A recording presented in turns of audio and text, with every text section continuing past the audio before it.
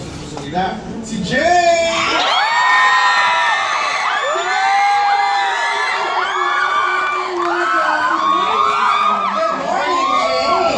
At ako kasama natin yung mga tropang Jane. Kaya sila lahat. Kita ba naman, ang aga-aga kasama nila si Jane siya nakita niya. Jane, nasaan ka na kinakita? Nandito lang po, hindi na po kayo tumitingin eh.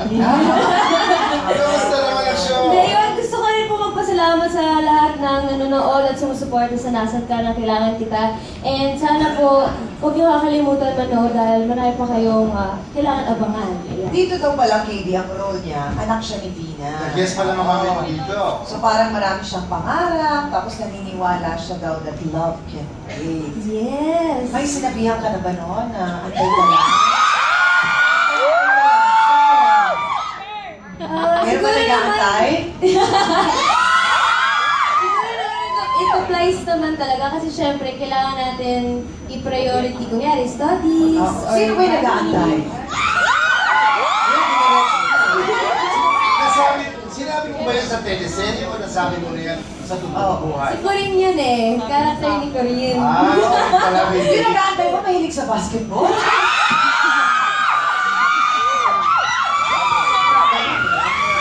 Speechless. Sinabi niya yan doon siguro sa teleserye. Yun. Sa Romy Corinne, na Love Can Wait. Yan. Yeah. Uy, pasako naman dyan, Jay!